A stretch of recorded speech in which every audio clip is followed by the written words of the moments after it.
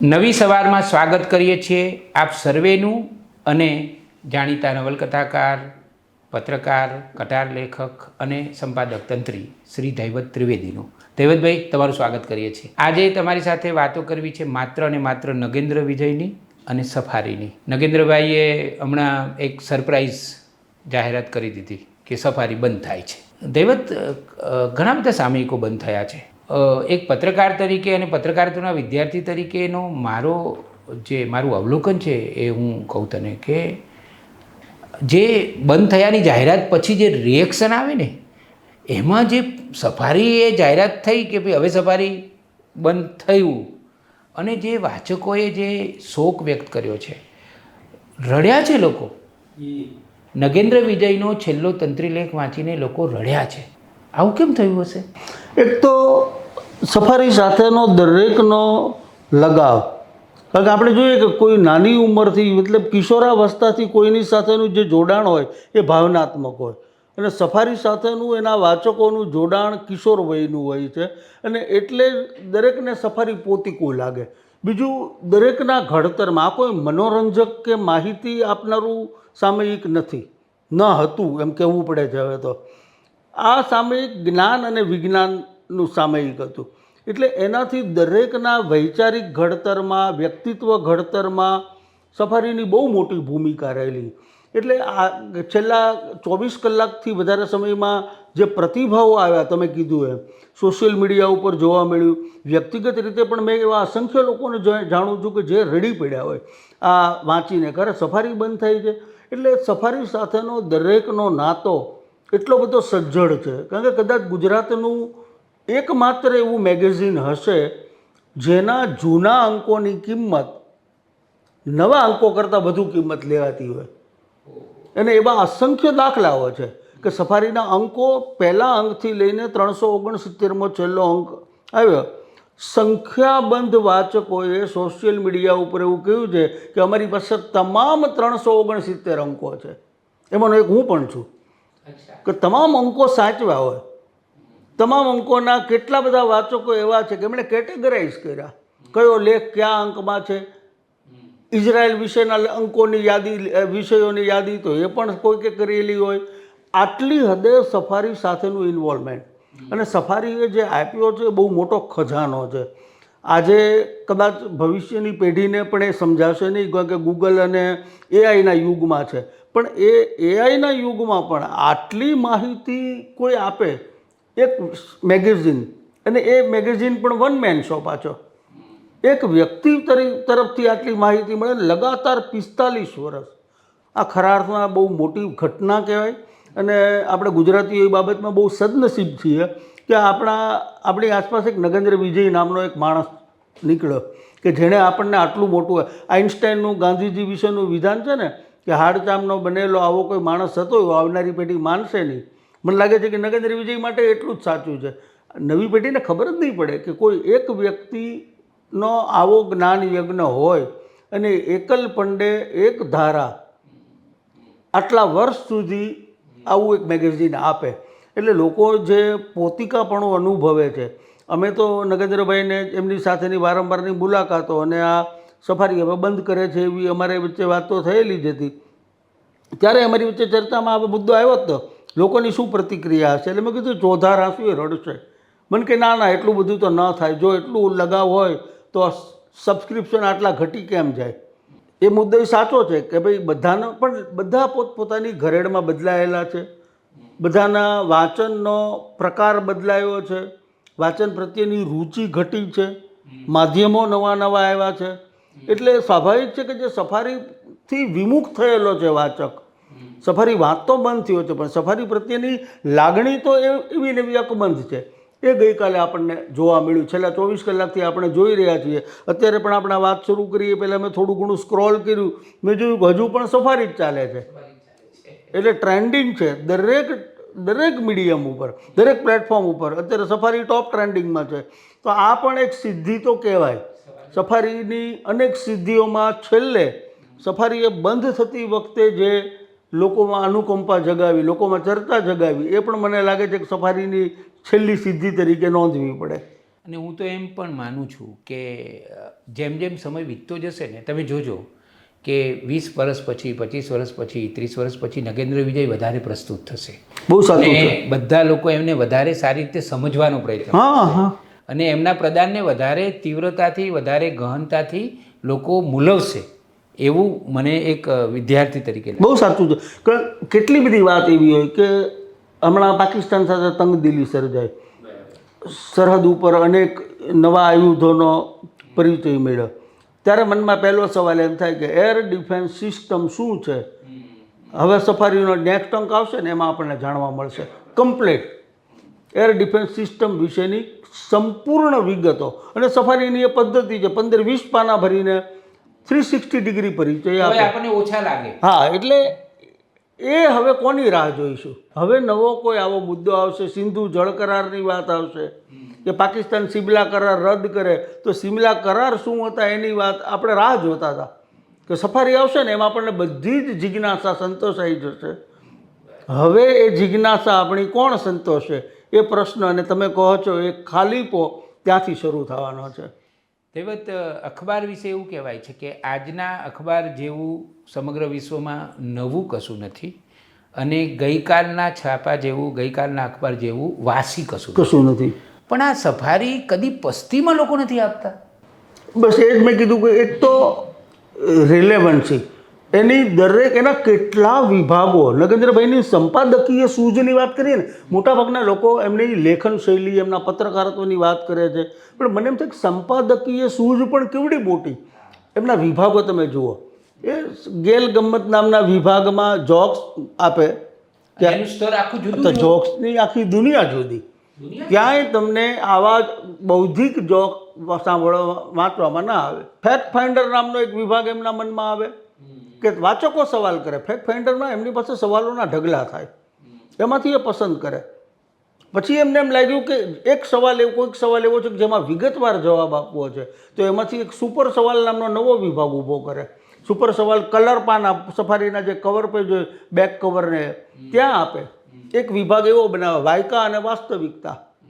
આ સંપાદકીય સૂઝનું પરિણામ સફારીનો એક એક ખૂણો, કાગળનો એક એક ઇંચ માહિતીથી તરબતર થયેલો હોય અને ક્યાંય કોઈ કચાશ નહીં. નગેન્દ્રભાઈનો બહુ પ્રિય શબ્દ છે કે જાજુ શબ્દાળું લખાણ હોય ને, જેમાં શબ્દોના સાથિયા જાજા હોય, એમના માટે મમરાની ગુણ શબ્દ વાપરે કે લખાણ મમરાની ગુણ જેવું ન હોવું જોઈએ. ઠાંસો ઠાંસ હોય, એમાં ક્યાંય કોઈ હવાનો અવકાશ ન હોવો જોઈએ. એટલે વાચકને બહાર નીકળી શકે એવો કોઈ સ્કોપ જ નહીં, ગુંજાઈશ જ નહીં, પહેલા પાનાથી શરૂ કરીને છેલ્લા પાના સુધી. એટલે જ સફારીના કવર પેજ તમે જુઓ વિશિષ્ટ છે. ગુજરાતી સામયિકોમાં આ પ્રકારના કવર પેજ ભાગ્યે જ જોવા મળે. એમણે ત્યાંથી જ એમની સંપાદકીય સૂઝ શરૂ થાય કે આંખો ખેંચાય એવા કલર, સફારીની વિશેષતા.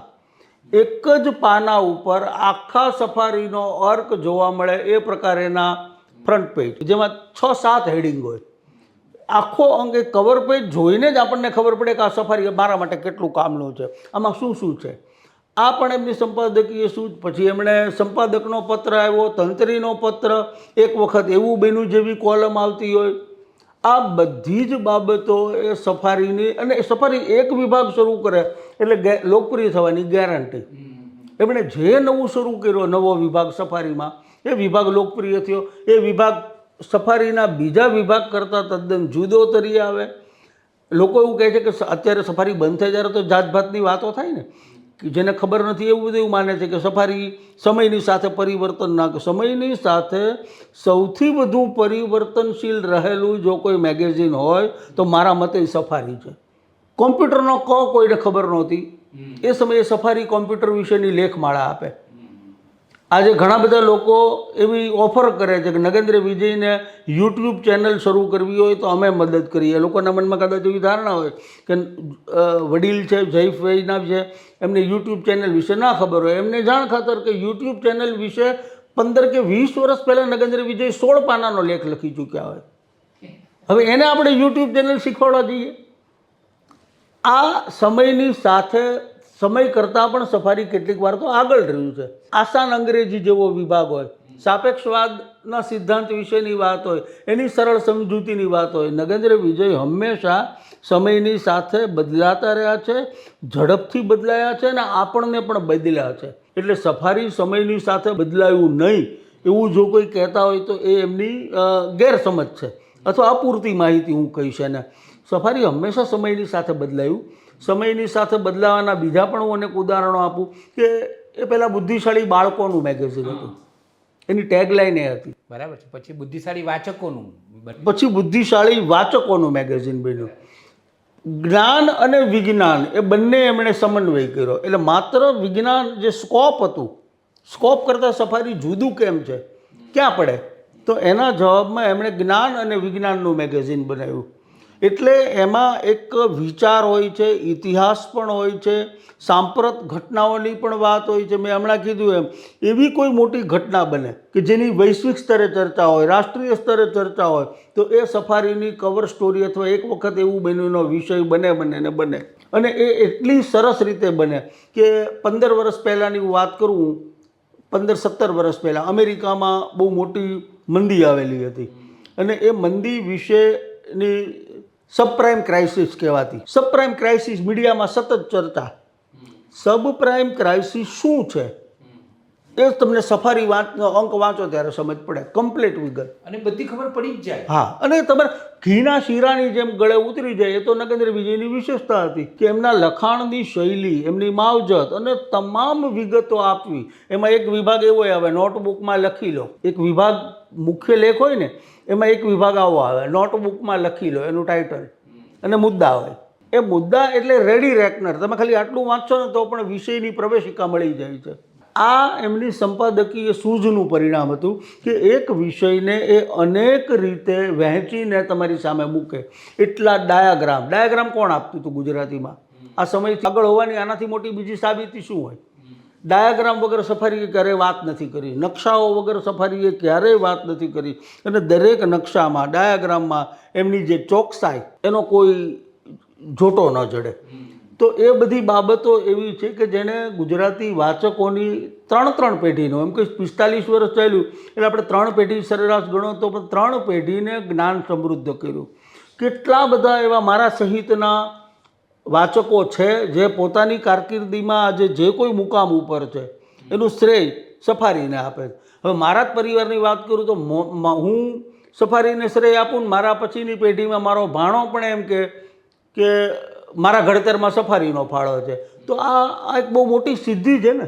અને એવા તો હું પણ અનેક લોકોને ઓળખું છું. મારો દીકરો અત્યારે અમેરિકા ભણી રહ્યો છે, તો એ સફારીનો એકદમ વાચક નથી, ચાહક છે. હા, અને એવા તો કેટલાય લોકો આજે સિવિલ સર્વિસીસમાં બધા જે લોકો પાસ થઈને IAS ઓફિસર થાય છે કે અલગ અલગ મોટા હોદ્દા ઉપર જાય છે, એમાં ભાગ્યે જ કોઈક એવો હશે કે જેણે સફારીનો ઉપયોગ ન કર્યો. બિલકુલ સાચું. અને દરેક માટે સફારી એક તો હાથ વગું છે. બીજું, સફારીનો બીજો મોટો ફાળો હું મારા કેસમાં જોઉં છું, મને બીજા લોકોના કેસમાં પણ મેં જોયું છે. સફારી છે ને તમને ઇગ્નાઇટ કરે છે. એક વિષય આપે અને એ વિષય ઉપર તમે વાંચો છો, પછી તમારી જ્ઞાન ભૂખ, વાંચનની ભૂખ ઉગાડે, દિશા પણ ચીંધે. મારા કિસ્સામાં એવું ઘણા બધા બાબતોમાં એવું બન્યું, ઘણા વિષયોમાં એવું બન્યું કે સફારીમાં વાંચવાના કારણે એ વિષયો સાથેનો મારો અભ્યાસ સઘન બન્યો હોય. પછી હું સફારી સિવાયનું પણ વાંચવા પ્રેરાયો એ વિષયને લગતું. તો સફારીએ આવી આંગળી ચીંધીવાનું પુણ્ય ઘણું કમાયું છે. માત્ર વિષયો આપીને કે વાંચન સામગ્રી આપીને સફારી બેઠું નથી રહ્યું. સફારી એક વિચાર આપે તમને, અને એ વિચાર તમારા મનમાં ઘોળાતો જાય. વાચક બધાના આવું શક્ય ન બનતું હોય, દરેક વાચક એ સ્તરમાં ન પણ પ્રવેશી શકતા હોય, પણ જે કેટલાક પ્રવેશે એમના માટે તો હું માનું છું કે 32 કોઠે દીવા છે. કે સફારીને વાંચીને તમે બીજું વાંચવા પ્રેરાવ અને એ બીજું વાંચીને તમે તમારી જાતને સમૃદ્ધ કરો, તમે દ્રષ્ટિકોણ ઘડતા શીખો છો, તમારા દ્રષ્ટિકોણ ઉપર થતા આક્રમણોને ખાળતા શીખો છો. આ પણ આજની સમયની, કોઈ પણ સમયની આ જરૂરિયાતો છે કે વૈચારિક ઘડતર થાય. એ કોઈ પણ પત્રકારત્વનો સૌથી પાયાની આવશ્યકતા એ હોય કે આપણે સ્વસ્થ સમાજની રચના કરીએ. તમે બહુ મોટું કામ કરો છો પોઝિટિવ મીડિયાના ક્ષેત્રે. નવી સવાર આવો અત્યારે યુટ્યુબ ચેનલોના રાફડા ફાટે છે, ઇન્ક્લુડિંગ માય સેલ્ફ. તમે નવી સવાર નામનો એક નવો અભિગમ આપો છો, તો શું છે કે એનાથી એક હકારાત્મક વાતોનો એક ઉઘાડને તમે વેગ આપો છો. સફારીએ આવા અનેક નવા વિચારોને વહેતા કર્યા. બાકીનું કામ ઝીલનારાનું છે. કોઈક ઝીલી શકે છે, કોઈક નથી ઝીલી શકતા, કોઈક સાંગોપાંગ ઝીલે છે, કોઈક અધકચરું ઝીલે છે, પણ એ કામ સફારીએ કર્યું. અને એનું કારણ છે કે આજે સફારી જ્યારે બંધ થયું છે ત્યારે બધાના મનમાં એક આંચકો છે, એક ખાલીપોઈ છે. દૈવત ગુજરાતી પ્રજા છે ને એ મોટા ભાગે વેપારી માનસ ધરાવે છે અને પ્રમાણમાં બીજી કેટલીક પ્રજાઓના પ્રમાણમાં કલા અને એ બધી બાબતોમાં પણ એને એટલો બધો રસ નથી પડતો જેટલો ખરેખર પડવો જોઈએ. આવો પ્રદેશ અને આવી પ્રજામાં એક સફારી જેવું સામયિક લઈને આવવું એ પોતે જ એક બહુ મોટી વાત છે. પણ એમની શ્રદ્ધા હશે અને સફળ થવું એ વાત કેટલી મોટી વાત છે. જ્યારે મેં પરાક્રમ શબ્દ વાપર્યો, નગેન્દ્રભાઈનો ઇન્ટરવ્યૂ અહીંયા જ કર્યો હતો ત્યારે એમણે કહ્યું કે ના ના એવું મારું કોઈ પરાક્રમ નથી. પણ આપણે તો પત્રકારત્વના અભ્યાસીઓ છીએ તો આપણને તો ખબર પડે જ કે એને તમારે ખરા અર્થમાં પરાક્રમ જ કહી શકાય. એ નગેન્દ્ર વિજયનું પરાક્રમ જ છે. તો એમને બીજે મહેનત કરી આખી, અને જે ધીમે ધીમે સાતત્યપૂર્વક જે આખી એમની સફર છે સફારીનો પહેલો અંક, પછી એનો 20મો અંક હશે કે પછી એનો ધીરે ધીરે જે મજલ થઈ એમાં જે નગેન્દ્રભાઈએ તપવું પડ્યું હશે એટલે આપણે એમની પાસેથી ઘણી બધી આવી વાતો નીકળે. ઘણીવાર એમના મોઢે પણ અમે સાંભળ્યું છે. એ પણ જાહેર કાર્યક્રમોમાં પણ પોતાના સંઘર્ષ વિશે વાતો કરી છે. પણ એ સંઘર્ષ એમના માટે એમને મને બહુ સહજ હતો. એમની વાતો સાંભળી એમને લાગે કે એમને આ સંઘર્ષ નથી લાગ્યો. મકાન પોતે રહેતા હોય વેચી નાખવું પડે, ગીરવે મૂકવું પડે, એમને મન આ બધું સહજ છે. પણ એ કેવડો મોટો સંઘર્ષ કહેવાય એ આપણે તો સમજી શકીએ. અને એ ફક્ત એટલા માટે કે પોતે ધારેલા, બાંધેલા, નિર્ધારિત કરેલા આદર્શને માટે. હવે આવું આ સમયમાં કોણ કરશે?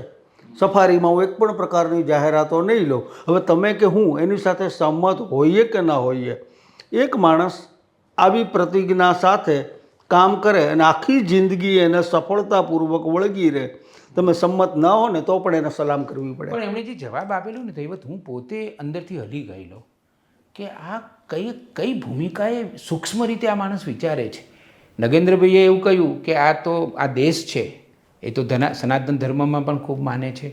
આ દેશમાં તમે કોઈ આપણી ભારતીય સ્ત્રીને મોડેલ તરીકે કે આ રીતે બતાવી જ કેવી રીતે શકો, એટલે ઉપયોગ કેવી રીતે કરી શકો, એ એમનો દ્રષ્ટિકોણ છે. હા, અને એમના એ દ્રષ્ટિકોણ સાથે હું થોડો જુદોય પડું, પૂરા વિનય અને વિવેક સાથે.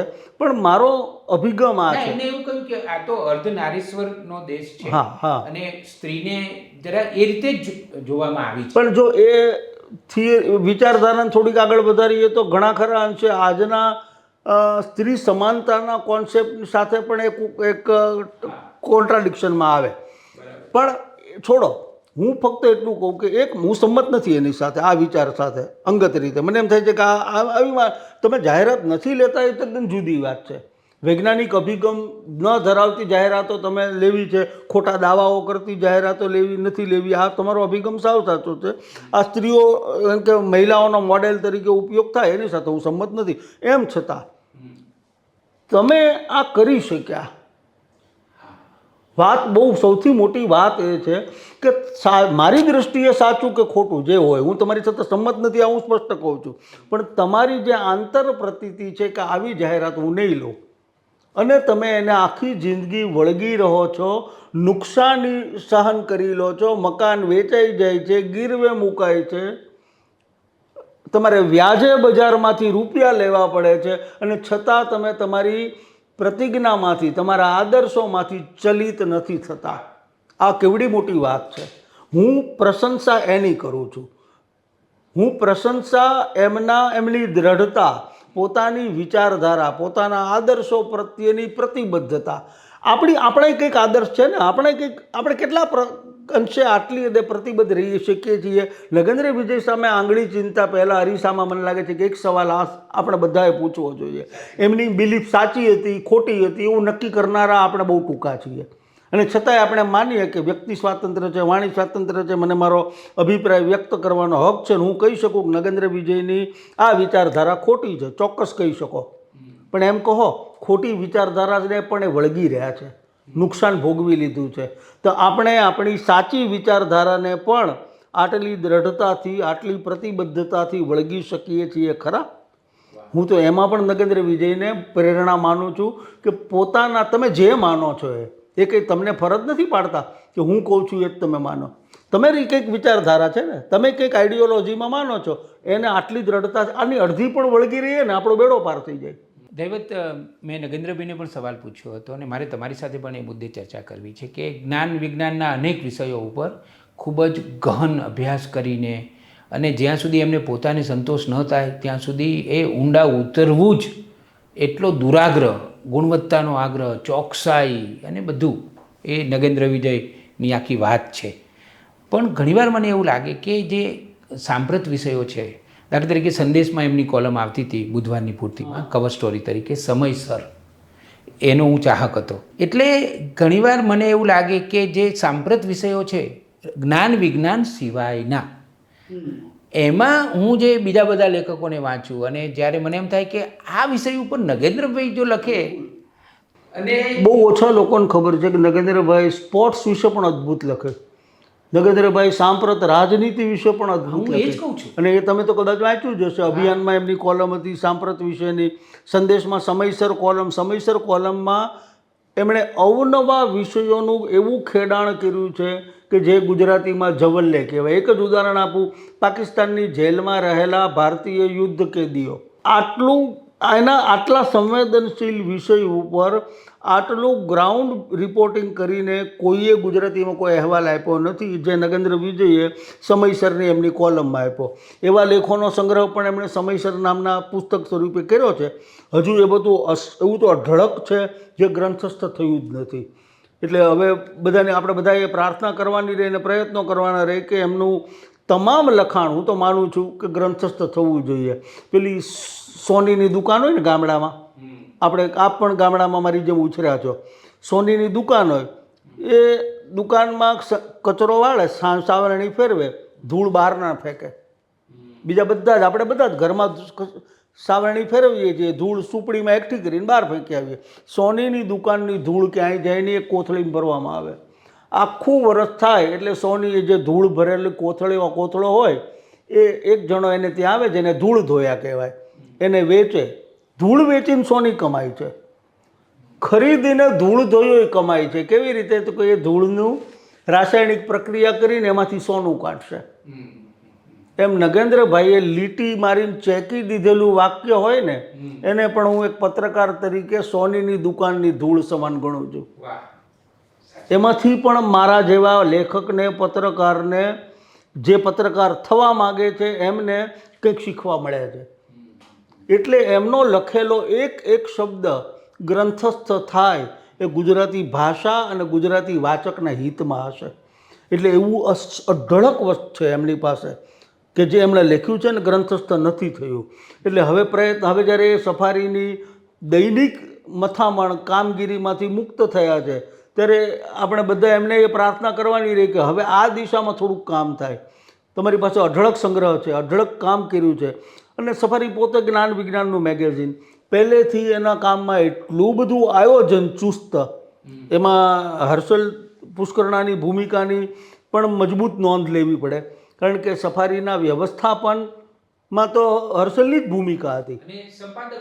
સંપાદક હતા સફારીમાં, એમણે ખૂબ લખ્યું પણ છે. સફારીને 2 પાંદડે કર્યું એ હર્ષલભાઈએ કર્યું છે, અને એમાં હર્ષલભાઈની ભૂમિકાનો આપણે ઇનકાર ન કરી શકીએ. નગેન્દ્રભાઈ પોતે એક સમયે એક શબ્દ પ્રયોગ વાપરેલો હતો જે ઉર્વિશ કોઠારીએ હમણાં પોતાના સ્મરણોમાં લખ્યો પણ કરો કે અંધારામાં ડોશી બખિયા ભરે છે, ટાંકા ભરે છે ફાટેલા સાડલાને, અને એને ખબર નથી કે સોયમાં દોરો નથી. મારી જિંદગીમાં હર્ષલ એ દોરો બનીને આવ્યો એટલે બખિયા ભરાયા. આ એમના શબ્દો હતા. એટલે એ બધી ભૂમિકા એમણે બધું જ સચવાયેલું છે. મારો કહેવાનો વાત એ છે કે એમણે જે કંઈ લખ્યું ને એ કશું વેરવિખેર નથી. મારી પોતાની વાત કરું તો મેં તો 20 વર્ષ કામ કર્યું પત્રકારત્વમાં, સરખામણી નથી કરતો, શક્ય જ નથી, પણ છતાંય મારી પાસે મારું લખેલું સચવાયેલું નથી. નગેન્દ્રભાઈના કિસ્સામાં એમનું લખેલું બધું જ સચવાયેલું છે, સોફ્ટ કોપી સ્વરૂપે છે, હાર્ડ કોપી સ્વરૂપે છે. તો હવે એક બી લાલચ રહે કે સફારી હવે નથી આવવાનું, પણ સફારીમાં જે એમણે લખ્યું, બીજે ક્યાંય જે એમણે લખ્યું એના સંગ્રહો આવતા રહે, અને એવા અનેક સંગ્રહો બની શકે એમ છે એવું અંગત રીતે હું પણ જાણું છું. એટલે એ થોડુંક કામ થાય. સફારી દ્વારા તો આપણને એમણે સમૃદ્ધ કર્યા, 3 પેઢીને વૈજ્ઞાનિક અભિગમ અને કારકિર્દી, જીવન કેવી રીતે જીવાય, જીવનમાં કેવી રીતે આગળ વધાય, આ બધું નગેન્દ્રભાઈએ આપ્યું છે, અને એ હજારો લાખો યુવાનોને એનો લાભ પણ મળ્યો છે.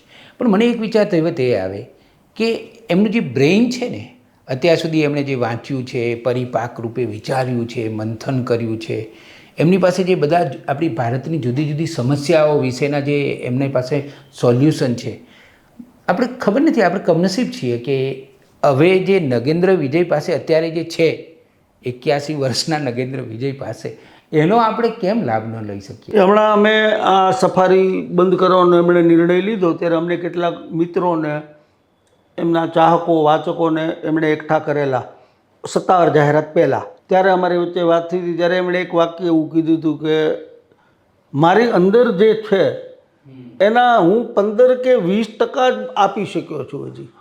એટલે હું એ 85%. હા, તમે જે વાત કરો છો આ, એને એ પોતે કહે છે કે હું સંપૂર્ણપણે તો હજુ આપી, મતલબ કે હું ખાલી થવાની તો વાત જ છોડો, હું તો મારું તો 20% જ આપ્યું છે મેં. હું ખાલી થઈ ગયો છું માટે સફારી બંધ થાય છે એવું નથી. સફારી તો હજુ કેટલું ચાલશે, કારણ કે મેં તો 20% જ આપ્યું છે હજી. એનો મતલબ કે પછી એમણે ગણાવ્યું કે શું શું વાંચ્યું, કેટલું કેટલું વાંચ્યું, કયા લેવલનું વાંચન છે એમનું. એવી તો ઘણી બધી વાતો થતી રહેતી હોય. ઇવન એમની લાઇબ્રેરી, એમના પુસ્તકાલયો, ઓફિસમાં, એમના ઘરમાં, એ સિવાય પુસ્તકાલય માટેનું એક જુદું ઘર પણ છે, પુસ્તકો સાચવવા માટેનું. હા, એટલે એટલા બધા એમની પાસે પુસ્તકોનો સંગ્રહ, અને એટલી હદે સજ્જતા.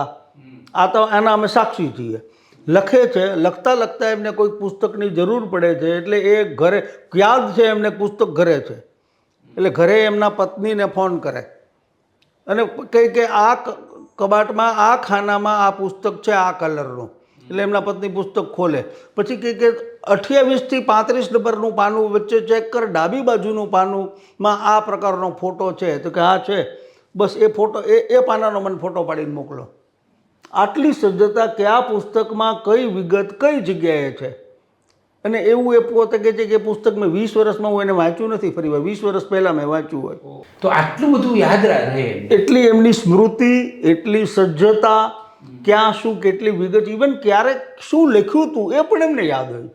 નગેન્દ્રભાઈની વચ્ચે ચર્ચા ચાલતી અને એમ કહીએ કે તમે સાપેક્ષવાદમાં આવું લખ્યું હતું એટલે આમ ઝીણી આંખ કરીને જોવે. એવું મેં નથી લખ્યું, મેં આમ લખ્યું છે, એમને યાદ હોય છે. અને એ તરત જ તમારી ભૂલ સુધારી શકે કે આ મેં આવી રીતે લખેલું છે. નાની નાની વાતો, એટલે આ એમની પ્રેઝન્સ ઓફ માઇન્ડ. આ તો ઈશ્વરની કૃપા કહેવાય કે આજે 80 વર્ષ પૂરા થયા, 81મું વર્ષ એમને ચાલે છે. શારીરિક રીતે અસંખ્ય તકલીફો છે, બેસી નથી શકતા લાંબુ, ડાબા પગ, એક પગમાં એમને પેરાલિસિસની અસર છે, હાથ નથી એટલા કામ આપતા, ઘણી બધી સમસ્યાઓ. પણ બૌદ્ધિક, માનસિક, વૈચારિક રીતે એ આજે પણ એટલા જ સક્ષમ છે. એટલે એ ઈશ્વરની કૃપા છે કે એને કારણે જે આ સફારી એકલે હાથે, સફારી 1 મેન શો હતો ઘણે ખરે અંશે, પછી 2 મેન શો થયો હર્ષલભાઈના જોડાયા પછી. પણ એ આખી પ્રક્રિયામાં છેવટે તો આ નગેન્દ્ર વિજયનું સામયિક છે. ઓળખ કોની છે? નગેન્દ્ર વિજયની છે. ઘડતર કોણે કર્યું, સિંચન કોણે કર્યું? નગેન્દ્ર વિજયે. આજે પણ પહેલા પાનાથી લઈને છેલ્લા પાના સુધી એક એક શબ્દ એ પોતે લખે છે. 80 વર્ષનો માણસ આટલું દળદાર, માહિતી સમૃદ્ધ સામયિક 1 મહિનાના સમયમાં પોતે લખતા હોય, વિષયો વિચારવાના, એને લગતું વાંચવાનું, કેટલા બધા પડકારો હોય, પણ એ બધું પોતે એકલે હાથે કરી શક્યા. એને કારણે એક સાંગોપાંગ, આપણે કહીએ ને શબ્દ, એક ફ્લેર આપી, એ સફારીમાં પહેલેથી છેલ્લે સુધી જોવા મળે. મને લાગે છે કે એની લોકપ્રિયતા, સફળતા, રીસેલ વેલ્યુ, તમે જે શરૂઆતમાં શબ્દ વાપર્યો કે વાસી નથી થતું, આ તો હંમેશા તરોતાજા છે. કોઈ પણ સમસ્યા, કોઈ પણ મુદ્દો, કોઈ પણ ઘટના, કોઈ પણ વ્યક્તિ તમે સફારીમાં વાંચો ત્યારે જે ઓડકાર આવે એવો ઓડકાર કંઈ ન આવે. તો આ પત્રકારત્વનો આ પણ એક મને લાગે છે પ્રકાર છે. અત્યારે પત્રકારત્વમાં ટૂંકું લખવાનો મુદ્દો આવે છે. મને એમ થાય ટૂંકું શા માટે? વાચકને સંતુષ્ટિ મળે, સંપૂર્ણપણે વાંચ્યા પછી માહિતીથી ભરપેટ થયાનો ઓડકાર આવે, એવું કેમ નહીં? એનું કારણ છે એવું નથી થતું કારણ કે લાંબુ લખીને વાચકને જકડી રાખવો એ બધાના હાથની વાત નથી. જે નગેન્દ્ર વિજયને જેમાં સિદ્ધ હસ્ત હતા, એ 15 પાના લખે તો પણ તમે કંટાળો નહીં. પૂરું થયા પછી એમ થાય કરે યાર પતી ગયો આ લેખ, હજી લખ્યું હોત તો સારું હતું. હું એક એવા લેખનું ઉદાહરણ આપું. યુદ્ધ કથાઓ એમણે બહુ લખી. રાધર ગુજરાતી વાચકોને યુદ્ધ કથાઓથી પરિચિત કરાવનાર જ નગેન્દ્ર વિજય. એવા તો ઘણા બધા એમના માઇલસ્ટોન છે કે જે નગેન્દ્ર વિજયે લખ્યું ત્યારે આપણે વાંચતા થયા. એવો એક લેખ હતો ડેમ બસ્ટર બોમ્બનો. ડેમ એક તોડવાની વાત છે, એની ઢોળાવવાળી સપાટી તોડવાની વાત છે. એ સપાટી ઉપર કેવો બોમ્બ પડવો જોઈએ કે જે નીચે ન ઉતરી જાય અને આખી સપાટીને તોડે. આ ડેમ બસ્ટર બોમ્બ વિશે એમણે 20 પાના જેટલો લેખ લખ્યો. ક્યાંથી આખી વાતની શરૂઆત થાય, પૂર્વ ભૂમિકા રચાય, શા માટે આ ડેમ મહત્ત્વનો હતો જે તે દેશ માટે, બીજા દેશ માટે ડેમ તોડવો કેમ જરૂરી હતો, એને સંપૂર્ણ વિગતો આવે. આર્થિક, સામાજિક, રાજકીય પાસાઓની વાત આવે, સાંપ્રતની વાત આવે, ભૂતકાળમાં એ બે દેશો વચ્ચેના સંબંધોની વાત આવે. તમને રસ લાણ કરી દે. હોળીમાં ધૂળેટીના દિવસે આપણે જે રંગથી તરબતર થઈ જઈએ ને, અનેક રંગ, પછી મૂળ રંગ શું છે ઓળખી નથી શકાતો. નગેન્દ્ર વિજયના લેખ એ ધૂળેટીથી રંગાયેલા ખેલૈયા જેવા છે. તમે મૂળ રંગ પારખી નહીં શકો અને છતાંય તમે રંગોની જાહો જલાલથી ભરાભેરા હો છો. એમના લેખો આ કક્ષાના હોય. એટલે એકેય લેખ ક્યારેય, એટલે જ નગેન્દ્ર વિજય લાંબુ લખે ને તો એ ટૂંકું લાગે. એ 15 પાનાનો લેખ હોય કે 18 પાનાનો લેખ હોય તો કોઈ દિવસ એવું ના લાગે કે લાંબો છે, એવું કદી લાગે જ નહીં. એમ લાગે કે હજી વધારે થોડુંક હોત તો સારું હતું. અને એ એમની હથોટી હતી અને એ વાચકો સુધી એ પહોંચતું હતું. એમની શૈલી, ભાષા, અસંખ્ય વિસરાયેલી કહેવતો હું નગેન્દ્ર વિજયને વાંચીને શીખ્યો છું. અસંખ્ય વિસરાયેલી કહેવતો. અને કેવી વાતમાં કહેવત મૂકી દે, રમતી મૂકે. એક ઉદાહરણ મને યાદ છે એટલે આપું. બીજા વિશ્વયુદ્ધમાં જર્મની અને બ્રિટન વચ્ચે લડાઈ હતી. જર્મનીને બંનેને એકબીજાથી આગળ નીકળવાની વાત હતી. જર્મની એક પ્રકારના રોકેટ વિશે સંશોધન કરે છે એવી બ્રિટનને ખબર પડી. બ્રિટને ઉતાવળ કરી, પણ આ તો વિજ્ઞાન છે, હાલ ઘોડી હેબતપુર આમાં ન થાય, કે વિજ્ઞાનમાં ઉતાવળે આંબા ન પાકે. એ જ કહેવતની સમાનાર્થી આ કહેવત છે, હાલ ઘોડી હેબતપુર. તો એમ ઘોડી પહોંચે નહીં હેબતપુર. હેબતપુર પહોંચવામાં ઘોડી હોય તોય ભલે, પણ એને જે ટાઈમ લાગે એ તો લાગવાનો જ છે. તો આવી સહજતાથી એ પોતાના લેખોમાં કહેવતો મૂકે. એનાથી એટલું ભાષા કર્મ પણ મને લાગે છે કે એની પણ નોંધ લેવાવી જોઈએ કે ગુજરાતી ભાષાને કેટલી રળિયાત કરી એમણે, કેટલી સમૃદ્ધ કરી. અને આપણે આવું બધું વાંચીએ, પચાવીએ, મૂળ તો રસ આપણને વિષયમાં છે. મેં કીધું એમ, મને જર્મનીના રોકેટમાં રસ છે એટલે હું વાંચવા આવ્યો છું. પણ વાંચતા વાંચતા આ બધું મારા કાનમાં જે સૂક્ષ્મપણે રેડાતું જાય છે ને, એનાથી પણ હું સમૃદ્ધ થાઉં છું. મને ખબર નથી કે હું ભાષાથી પણ સમૃદ્ધ થઈ રહ્યો છું. અવનવા શબ્દો મને શીખવા મળે છે, અવનવી કહેવતો મળે છે. આ નગેન્દ્ર વિજયનું સૂક્ષ્મ પ્રદાન હું ગણું. એટલે દૈવત નગેન્દ્ર વિજયનું ભાષા કર્મ એના ઉપર પણ સંશોધન કરી શકે. થવું જોઈએ, થવું જ જોઈએ. નગેન્દ્ર વિજયનું પત્રકારત્વમાં પ્રધાન યોગદાન અલગ અલગ રીતે, એના ઉપર તો સંપાદકીય સૂઝ, વિષયોની પસંદગી, આ દરેક બાબત એવી છે કે જે પીએચડી કરવું જોઈએ. હા, જે સંશોધનના સામગ્રીમાં અઢળક સામગ્રી આપી શકે. આ બધું જ બહુ મહત્વનું છે. દરેકના ઢગલાબંધ ઉદાહરણો આપી. એટલે જે નવી સવારના માધ્યમથી જે લોકો આ ઇન્ટરવ્યૂ સાંભળી રહ્યા છે એમાં એક આ મુદ્દો પણ મહત્ત્વનો છે કે કોઈને સંશોધનમાં, પત્રકારત્વના સંશોધનમાં રસ હોય તો આ વિષય બહુ જ એકદમ મહત્ત્વપૂર્ણ છે. નગેન્દ્ર વિજયનું પત્રકારત્વ, એના ઉપર આરામથી પીએચડી કરી શકાય. અરે કેટલા બધા વિષયો છે એમાં. એ નગેન્દ્ર વિજયનું પત્રકારત્વ એ કદાચ એક વ્યક્તિના પીએચડીનો વિષય ભલે બની જાય, પણ તોય અસંખ્ય પાસાઓ રહી જાય અથવા અછડતા છોડવા પડે એવી પરિસ્થિતિ છે. એટલું દળદાર અને માતબર એમનું કામ છે. હમણાં આપણે ભાષાની વાત કરી, વિષયોની પસંદગીમાં પણ એક આખો લઘુશોધ નિબંધ તૈયાર થઈ શકે. કેવા પ્રકારના વિષયો, એનું ટાઈમિંગ, અને એને રસપ્રચુર બનાવવાની વાત. તો આ પણ એક મને લાગે છે કે બહુ મોટું પ્રદાન છે. બીજું એક મને એમ નોંધવા જેવી વાત એ લાગે છે કે નગેન્દ્ર વિજય ઉપર એક આરોપ કાયમ થતો રહ્યો, જે આજે પણ છે, કે એમણે નહેરુ અને ગાંધીની કાયમ ટીકા કરી છે અને હિટલર, ગોડસે, ભગતસિંહ એમની બહુ પ્રશંસા કરી છે. ઓકે, ભગતસિંહની પ્રશંસામાં તો કોઈ પ્રશ્ન જ નથી, એ નિર્વિવાદ છે. આમાં મારું કહેવું એવું છે કે આ એક દ્રષ્ટિકોણનો મામલો છે.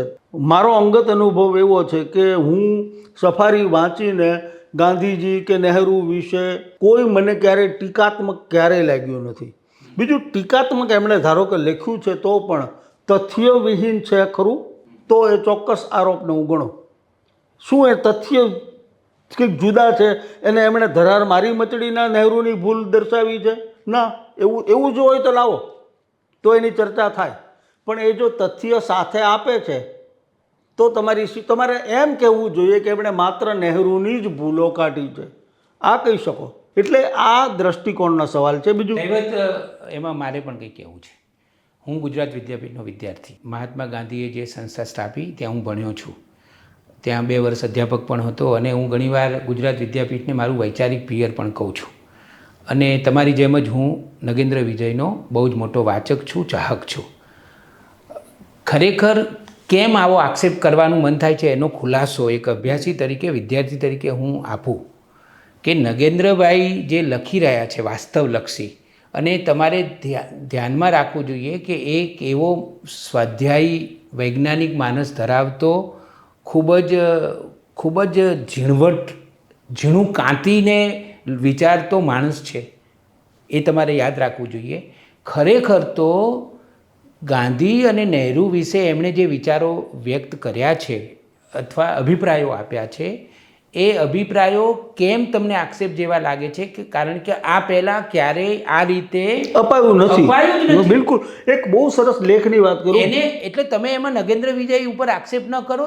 આપણે ખરેખર તો આપણે જાણ્યું પહેલી વાર. આપણે આત્મમંથન કરીને વિચારવાની જરૂર છે. અને હું આજે આ ઇન્ટરવ્યૂમાં કહું છું કે જ્યારે એ દૃષ્ટિકોણથી 10 વર્ષ પછી, 15 વર્ષ પછી તમે વિચારતા થશો ત્યારે તમને નગેન્દ્ર વિજય એટલા બધા સાચા લાગશે કે આ વાત તો વર્ષો પહેલાં નગેન્દ્ર વિજય કહી ચૂક્યા છે. એક જ લેખનું ઉદાહરણ આપું. ભગતસિંહ વિશે એમણે એક લેખ લખ્યો હતો કે ભગતસિંહને બચાવવામાં ગાંધીજી મોડા પડ્યા કે મોડા પડ્યા, આ એમનું શીર્ષક હતું, આ જ ટાઈપનું. એમાં એમણે તથ્યોના ઉજાસમાં તમામ પાસા ખોલીને તમારી સામે મૂક્યા છે. હવે તમે કાં તો તથ્યો જ ખોટા હોય તો તમે કહી શકો કે નગેન્દ્ર વિજયે ખોટું લખ્યું છે. એવું તો છે, એવું તો કહી શકાય એમ નથી. તમામ તથ્યો એમણે તમારી સામે મૂક્યા છે, ઐતિહાસિક પુરાવાઓ રજૂ કર્યા છે, ક્યારે કોણે ક્યાં કોની સાથે કેવી અપીલ કરી એની બધી વિગતો છે. ત્યારે હવે એ નિર્ણય આપણે લેવાનો હોય, ગાંધીજી મોડા પડ્યા કે મોડા પડ્યા. નગેન્દ્ર વિજયે તમને તથ્યો આપ્યા, એટલે હવે એ તથ્યો આપણે પચાવી ન શકીએ અને પછી એમ માનીએ કે નગેન્દ્ર વિજયે ગાંધીજી તથ્યો આપ્યા એમનો વાંક છે. તથ્યો એકઠા કરીને તમારી સામે મૂકવા એ તો પત્રકારનું કામ છે. હવે વિચારવાનું કામ આપણું શરૂ થાય છે. અને હજુ હું માનું છું કોઈને વાંચીને એમનામાં હિટલરની, રાષ્ટ્રવાદની જેટલી પ્રશંસા છે એટલી જ હિટલરના હોલોકોસ્ટની ટીકા પણ છે. રાધર સફારી મારફત જ મને હોલોકોસ્ટ શબ્દ વિશે ખબર પડી હતી એક વાચક તરીકે. યહૂદીઓ પરના અત્યાચારો વિશે એમણે સંખ્યાબંધ લખેલું છે. એ પણ મને એક વિષય વિશે પણ હું નગેન્દ્ર વિજયને વાંચીને જ પરિચયમાં આવ્યો.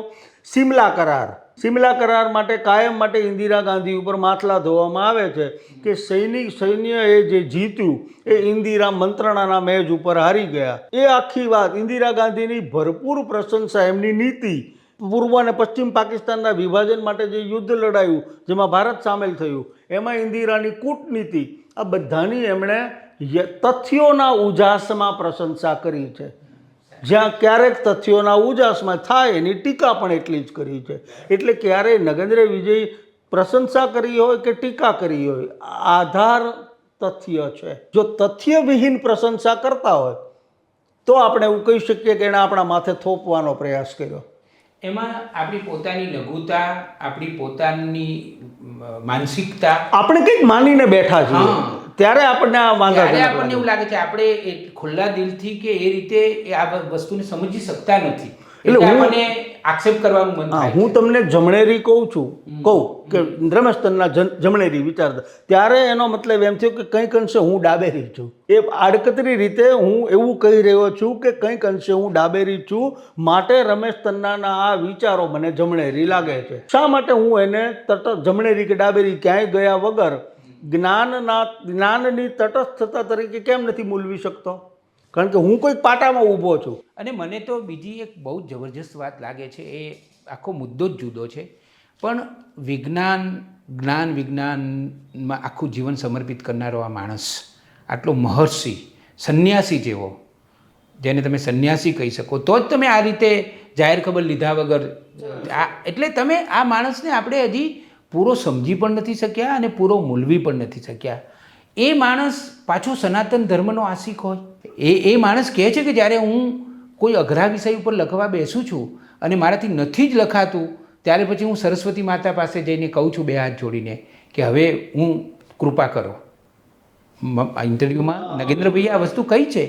અને સનાતન ધર્મને ચાહનારો માણસ, એને મૂલવનારો માણસ, એને જીવનમાં સ્થાપિત કરનારો માણસ, એટલે મને એવું લાગે છે દૈવત ઘણીવાર કે નગેન્દ્રભાઈને હજી પૂરેપૂરા ઓળખવા મૂલવા. એ તો આપણે ગુજરાત ઘણા બધા કિસ્સાઓમાં આપણે ગુજરાતી ઉણા ઉતર્યા જ છીએ અને આપણે આળ સ્વીકારવું પડે. હા, એટલે કલા, સાહિત્ય, પત્રકારત્વ, લેખન, જ્ઞાન પ્રદાન, આ બધામાં ગુજરાતીઓનો રસ ઓછો છે. આપણે એક જ વસ્તુ વાંચવામાં રસ ધરાવીએ છીએ કે I promise to pay the bearer. Note currency note ઉપર જે લખેલું હોય એ આપણને વાંચવું ગમે છે.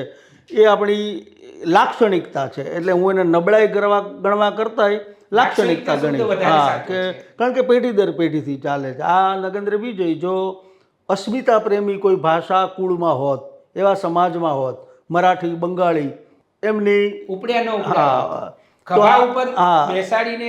એટલે અમારી પણ એક લાગણી હતી કે છેલ્લો અંક નગેન્દ્ર વિજયનો છેલ્લો અંક સફારીના કાર્યાલયથી એમના ઘર સુધી આપણે વાજતે ગાજતે લઈ જવો જોઈએ. આ વાચકોની જવાબદારી છે. નગેન્દ્ર વિજય આ કહેવા નહીં આવે, એ શું કરવા કે એમણે તેમનું કામ બધું કરી લીધું. વાચકોની ફરજ છે કે વાચક ભેગા થઈ એમના ઘર પાસે ભેગા થઈને એમનું અભિવાદન કરે. આવું ભૂતકાળમાં બીજા બધા કિસ્સામાં બનેલું છે. પૂલ દેશપાંડેનો બહુ જ જાણીતો કિસ્સો છે. બટાટિયાથી ચાળ, એમની બહુ જ લોકપ્રિય કોલમ હતી. એ એમણે બંધ કરવાનો નિર્ણય કર્યો. 2000 લોકો એ દિવસે સાંજે એમના ઘરે હતા. ગુજરાતમાં આ ઘટના ફેસબુક ઉપર બધાએ લખ્યું. નગેન્દ્ર વિજયને રૂબરૂ આમાંના 10% પણ જાય ને તો હું માનું છું ગુજરાતી સાર્થક થઈ જાય. આ નથી થતું. આ આપણી ચિંતા ખેવનાની એક મર્યાદા છે કે ચિંતાય કરીએ ભાષાની. મેગેઝિન બંધ થયું, આઘાત લાગે છે, પણ એ આઘાતની માત્રા આટલી, ફેસબુક ઉપર લખવા પૂરતી.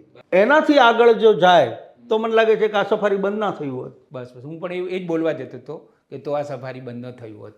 હવે આ મુલાકાત ને અહીંયા સમાપન તરફ હું લઈ જાઉં ત્યારે તમને યાદ કરું કે જ્યારે હું નગેન્દ્રભાઈનો ઇન્ટરવ્યૂ નવી સવારમાં જે આર્કવાઇઝ આપણે કરી રહ્યા છીએ એના માટે અહીંયા કર્યો, જ્યાં તમે બેઠા છો ત્યાં જ નગેન્દ્રભાઈ બેઠા હતા અને ઇન્ટરવ્યૂ કર્યો. અને હું એમને મૂકવા ગયો ત્યારે એમણે તમને બહુ જ પ્રેમથી યાદ કર્યા હતા અને એમણે કહ્યું હતું કે હું વાંચું છું દૈવત ત્રિવેદીને અને જ્યારે એમના બધા લેખો ગમે છે મને, કે એમનું બહુ એમના ફોન પણ આવે ત્યારે કે હું એમને ફોન પણ કરું છું, ઘણીવાર મેસેજ પણ કરું છું.